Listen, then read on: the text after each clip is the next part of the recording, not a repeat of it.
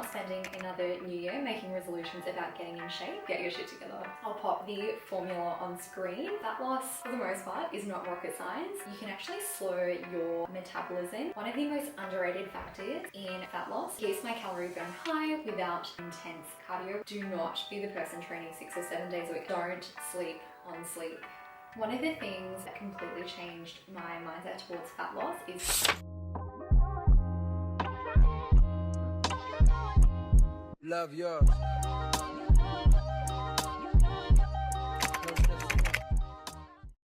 Hey guys, welcome back to my channel. Although my full-time job is in tech sales, I am actually a certified nutrition advisor and personal trainer. I'm super passionate about refining my approach to health and fitness, and I'm really excited to share what I've learned over the last almost 8 years in the gym. And today it's going to be all about fat loss. I want to help you finish the year off feeling confident in your body and feeling like you didn't waste another year putting your goals on the back burner. I have a holiday coming up in December, keeping me motivated to stay on track. However, even if you don't have much planned and you're just kicking back at home for the holidays, why not kick back feeling like a total badass because you worked hard and you didn't bitch out on your goals because the year was nearly over. We are not spending another new year making resolutions about getting in shape. We have everything we need to start now and finish 2024 off strong. In this video, I will be helping you help yourself get your shit together if you've gotten a little bit too comfortable this year, packed on some unwanted weight, and you just want to feel good again in your skin. Let's jump into the fundamentals of fat loss if you have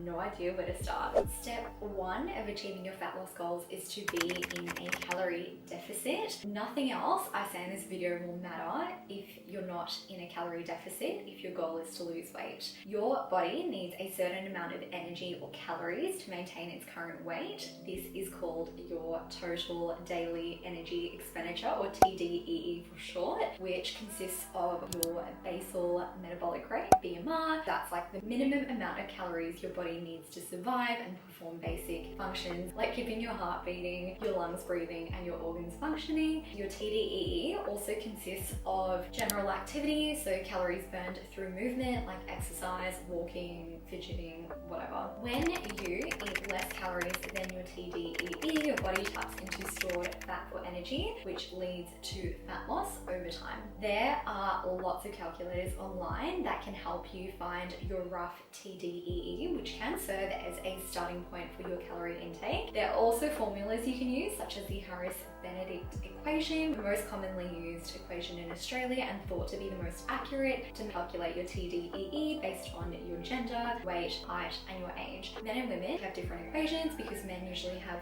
more lean muscle mass, which usually increases their BMR. If you do froth over maths and you want to calculate your TDEE by yourself, I'll pop the formula on screen for you to screenshot and calculate. Alternatively, if you hate maths like me, I've dropped a link in the description box with an example of a TDEE calculator. Please keep in mind, calculators give you estimated amounts to start with. Your TDEE doesn't factor in everything, especially how much muscle you have. The TDEE calculator I've linked has said my maintenance calories are about 2,086 calories, whereas my actual maintenance calories are about 2,300, 2,400 because I guess I have a bit more muscle mass. It's very unlikely it will give you the exact amount, so make adjustments based on how quickly you are losing weight. The ideal rate of fat loss is about 0.5 to 1 kilo or 1 to 2 pounds of fat loss per week. This pace helps you lose fat while still holding on to muscle, because we still want muscle to keep that definition and that toned sort of look. If you lose weight too quickly, you'll likely lose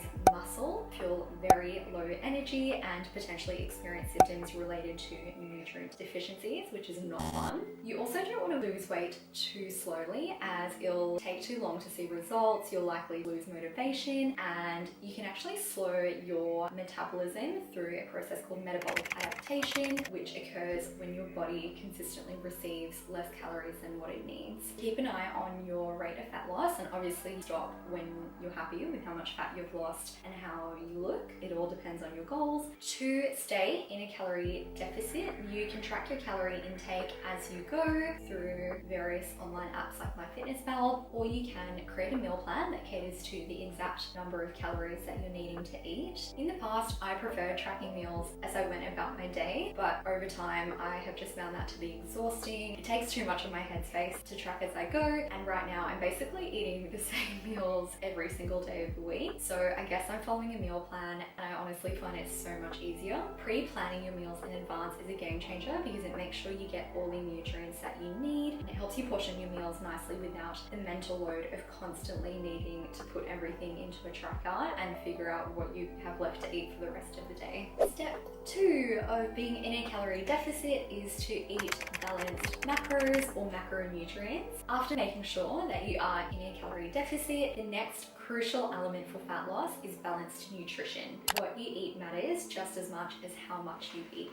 The key here is to focus on whole foods. It's not rocket science. Prioritize minimally processed foods that are ideally single ingredients or have minimal ingredients, so you can optimize the amount of nutrients you get from your food. I live in an ingredients household versus snack household. We only really ever have raw ingredients in our pantry and fridge, mainly being meat, eggs, some dairy products, and some vegetables. I grew up in a snack household where there would always be processed food around: chips, cookies, Costco muffins the size of my bloody hand, and pre-made frozen meals. I have personally found it best to keep processed foods out of the house completely because it removes the temptation to cave into cravings on a bad day. Some people are totally fine having a little bit of a treat every day. If that works for you and you can exercise moderation through the ups and downs of life, go for it. But if you'd rather not be mentally tormented by the block of chocolate waiting in the back of your pantry to be binged on after you've had a really shitty day or your period hits and you just want to eat everything, I would advise to remove triggering foods from your home if your goal is to lose weight. It's just good practice to minimize processed foods as much as possible, although you'll still want to make your meals enjoyable and appetizing, otherwise you're just going to struggle to eat them consistently for a long period of time and lose weight. Find a balance, but I would suggest to minimize processed foods. They're usually pretty addictive, packed with heaps of sneaky little ingredients. You'll just feel better without it. You've probably heard this a million times now. When we talk macros, you have to make sure you're getting enough protein. 0.8 to 1 gram per pound of body weight is sufficient. So if you're 120 pounds, that's 120 grams of protein as an example. Protein helps you preserve muscle mass, feel fuller for longer, and improve muscle recovery amongst a whole bunch of other stuff. Don't shy away from healthy fats either. I feel a lot of people when they're dieting, they'll eat enough protein, they'll eat as little fats as possible because fats are usually the most calorically dense macronutrient. Proteins have 4 calories per gram, carbs have 4 calories per gram, but fats have 9 calories per gram. So they're a lot more dense, meaning you usually can't eat as much of them as the other 2 macronutrients. However, fats play a crucial role in hormone regulation. Make sure you prioritize healthy fats. The rest of your macros can come from carbs unless you're opting for a keto or low carb route like me, then all your calories will be protein and fats. When you're in a calorie deficit, your body is already under stress. If you don't consume enough fats in particular, you really risk disrupting your hormonal balance, which can lead to issues like loss of menstruation, which is really common for a lot of females that go to the gym and stay in calorie deficits for a long time and don't eat enough healthy fats for a long time. I've personally never had this issue because I love fats and I always prioritize them and keep them pretty high. Dietary fats support estrogen and progesterone production, which are essential for a healthy menstrual cycle. This video will be way too long for me to get into good sources of healthy fats, so feel free to like and subscribe, and I will get around to another video on fatty food recommendations at some stage. Step 3 of losing weight is regular exercise. No surprises here. One of the most underrated factors in fat loss is something called NEAT, or non-exercise activity thermogenesis, another annoying acronym. NEAT refers to all the little movements you do throughout the day that aren't official workouts, like walking, cleaning the house, or even just like fidgeting. For me, making sure I hit at least 10,000 steps every single day is a non-negotiable during a fat loss phase. It keeps my calorie burn high without the added stress of an intense cardio workout. I work from home and it is very easy to not move much at all when you work from home, so I make a point to go for a big ass walk every day, and that's my cardio. The more you move during the day, the more calories you'll burn, which makes it easier to stay in a calorie deficit. Every step counts, and make small adjustments over time on your NEAT. I think the most common way is to just track your steps, so get a Fitbit, or I've got like a pedometer that I usually wear, but I took it off for the video. If you're struggling to get more activity in, try set reminders on your phone to like move every hour, or just schedule regular walks, because they are a game changer for fat loss if you're not a big fan of really intense cardio sessions. If you love cardio, go for it, but setting a minimum amount of steps is a really good option.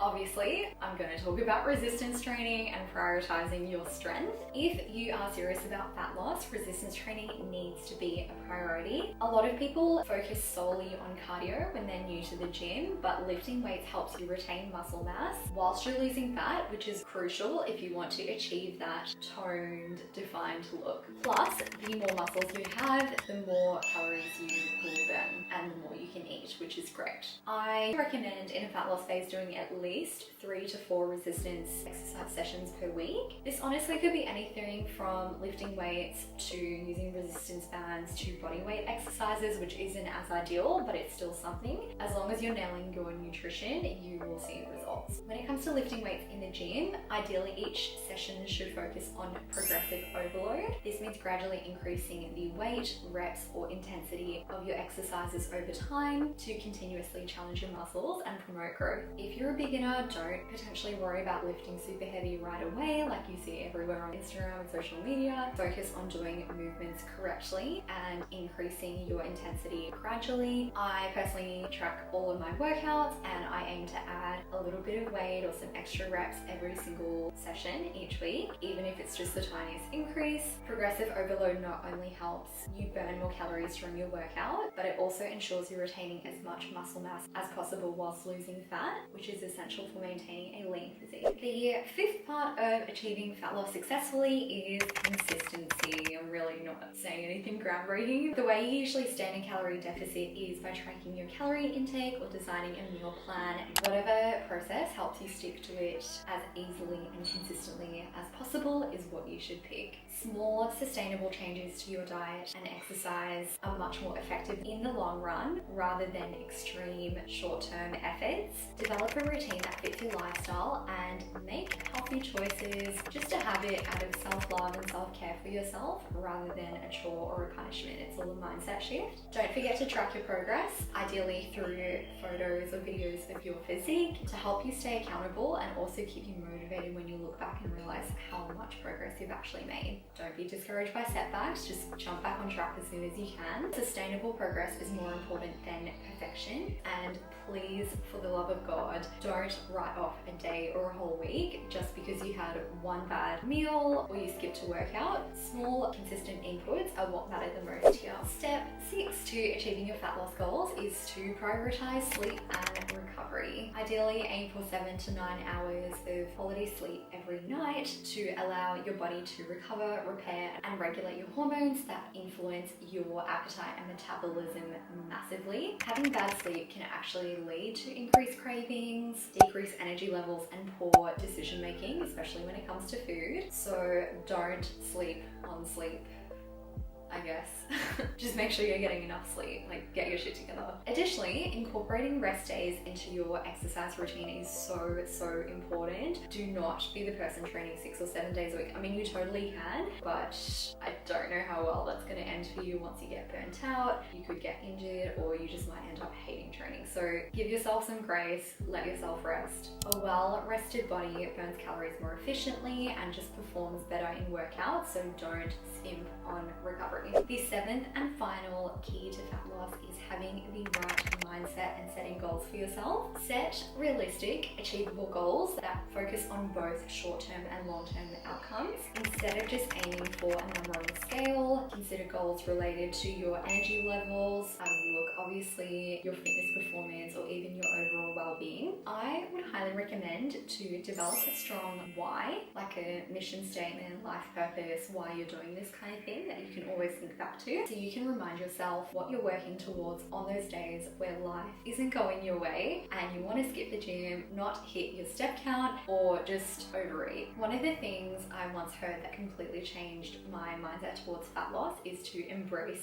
feeling hungry. It's a sign of progress. In a fat loss phase, hunger is inevitable. You can make all the high volume meals, eat all the satiating foods, but you will at some point feel hungry, and it's completely normal. Instead of fearing it, you should ideally just train yourself to accept that hunger means fat loss is happening. You can reach for calorie-free drinks like water, tea, black coffee, or sugar-free soft drinks, although not ideal. But personally, I don't mind embracing hunger because there's only so many calorie-free drinks you can have before you just want to eat something, so just enjoy feeling hungry. Hunger is a natural sign that your body is burning fat, and accepting it will make it so much easier to stay consistent with your deficit. You have to get comfortable with feeling hungry if you want to lose fat. That is all I have for you today. I mean, there's so much more I have in my head, but I just can't put it all into one video. If you're getting started on your fat loss journey, focus on nailing the basics consistently and you will see results. My personal mission statement, or why, is to keep on winning. I have a little segment about that in one of my older videos, but keep on winning, be a visionary, which is Gymshark's slogan that used to inspire me when I was 16. Show up as a person you want to be and what the best version of yourself would look like. Whenever you're making decisions when it comes to food or fitness or just getting out of bed early and getting to the gym, think about what the best version of yourself would do and just do that and you'll get there. To hopefully give you some inspiration, I'm going to wrap up this video with my last 3 physique updates from my current fat loss journey, which is part of a 16-week cut that I have been doing. I have been in a calorie deficit. I've been doing 10,000 steps per day on most days. I've probably missed like a few. No other cardio, and weight training about 4 times per week. I personally have been on keto, so no carbs, which is absolutely not necessary for fat loss, but it does help peel off fat pretty quickly. Potentially another video coming about that at some point. I just enjoy the simplicity of keto and the satiety of high fat foods. Since starting about 7 weeks ago, I have lost about 3 kilos and 5% of body fat. I could drop weight a little bit more aggressively, which I might start to consider as December inches closer, but I'm pretty happy with my progress so far. I've been able to maintain my lifts in the gym, which means I'm holding on to muscle, and I already just feel so much healthier compared to a video I did not long ago about strength training. In that video, I think I was like 57 kilos, and I can see it in my face, and just how I felt was not as good. If you're thinking about losing weight, do it. I promise you will feel like $1 million. Fat loss, for the most part, is not rocket science. You just need to use your discipline muscles and just do what you know you need to do. If you are on a fat loss journey, I genuinely wish you the best of luck. I appreciate you tuning in. I hope you got something out of this video. See you in the next one. Bye.